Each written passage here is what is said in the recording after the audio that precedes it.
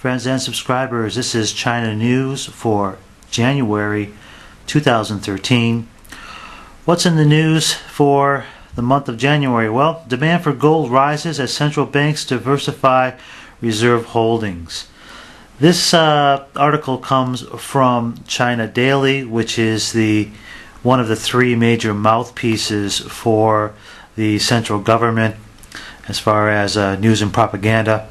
So what does it say? Basically that China, which has $3.31 trillion worth of foreign exchange reserves as of the end of 2012, is going to continue to acquire gold and other hard assets such as copper, silver, iron ore, oil, etc. As of the end of 2011, the percentage of holdings for foreign nations in gold is as follows. U.S. with 74.5% of gold holdings in comparison to total money reserves, and China down at 1.6. Now this is a little misleading because of course we know that gold has not been properly audited in every one of these countries here. 14.4% of the world's monetary holdings in gold. That also might be misleading. China with 1.6% of their holdings in gold, I believe is wrong. I believe that it's much higher than that. As we know, China has been buying gold at massive levels for several years now, reporting only what they want to report and hoarding the rest. China is the largest producer of gold, and they're telegraphing their move here. They're going to be buying gold. They're saying it. They're not hiding it now. And this, again, is going to be a reason why you want to hold precious metals, because they're saying, look, we have $3.31 trillion worth of foreign exchanges. We are going to buy a lot more gold in 2013 and beyond, and other assets as well. But this just supports all of our opinion on the price of gold and silver and other commodities going through the roof just based on China demand alone. In a related story, National Gold says this product is pure. There's been some issues here with the purity of gold in jewelry stores. One resident in Beijing paid 14,900 yuan for some gold, which she stored in a lockbox in a bank, only for 2 years later finding that the gold had rusted. The National Gold says that their products are 3 nines fine, but a lot of customers in China are finding that their gold is not exactly pure, if you know what I mean. And this shouldn't come as much of a surprise as this is the #1 market for fake clothing, electronics, and of course precious metals. So if you're going to be buying gold or silver in any weight, make sure that you buy from a reputable dealer, and then even do your follow-up tests of gold and silver to make sure that you're not being cheated. I'll get to that in some later videos on how to test for legit precious metals, and hopefully that information can help some of you out. Instant chickens, the other food scandals here in China.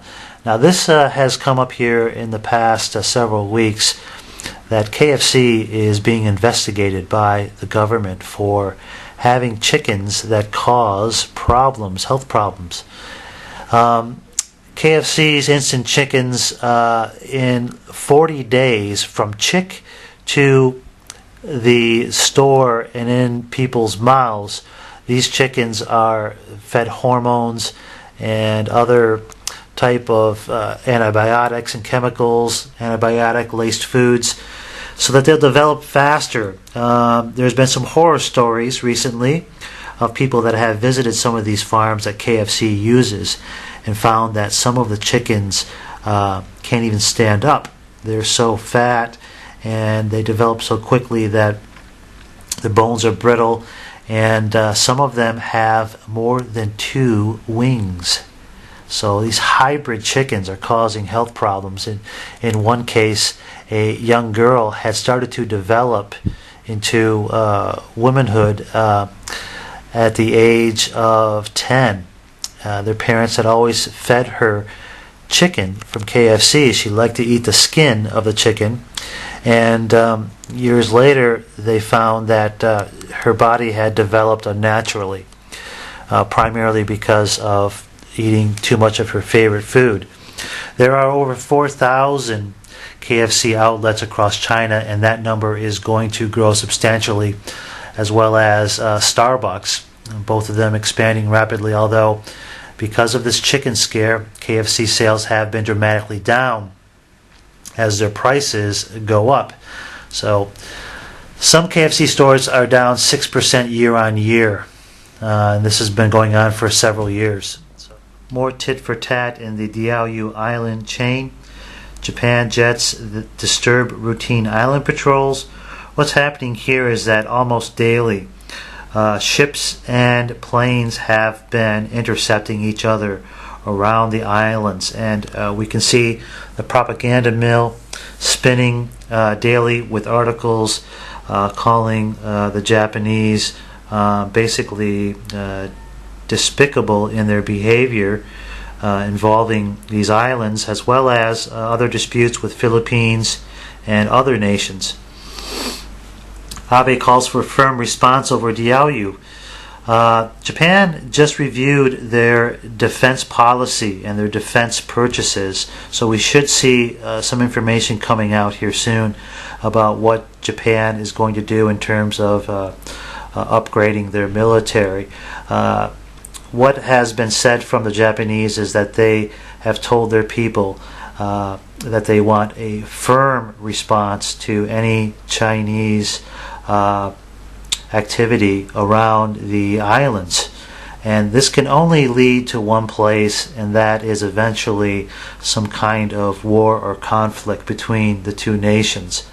I don't believe that it's going to go away. I think that both sides are firm in their stance, and there's no give or leeway. Japan's diplomacy seeks to isolate China. This is an opinion piece about Japan trying to garner more support from the international community. Massive air and water pollution continuing in China. This past winter season here, what we've seen is the hazardous air becoming even more difficult to live with as the record amount of pollution continues to rise. Here's a list of some of the most polluted places in China, Beijing being at the top of the list, and I've been to Beijing several times. Each time I found it difficult to even see tall buildings. Tianjin, which is just outside of Beijing, is also top of the list. Baoding, which is in a suburb of Beijing, which is supposed to be a green city, it has one of the highest pollution levels. And it goes on so on. It drops off here to Wuhan, Changchun, Chengdu, Harbin, and then it goes down lower from there. Xi'an to the west is less heavily polluted, but as we can see, with all of these health problems becoming more and more evident, especially in the Yangtze Delta, which is where all the factories make high-tech and manufactured goods, that this is a real concern, especially over wealthy in China who are looking to not only move assets abroad, but to leave China for better health and less pollution and greater educational opportunities for their children.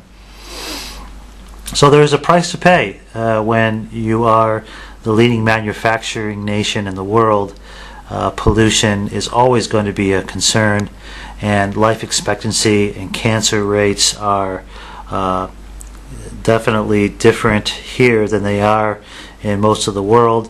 I was reading a piece that said that Beijing and Shanghai are two of the highest cancer-ridden cities in China and also in all of the world. So everywhere you see people wearing masks, and for good reason.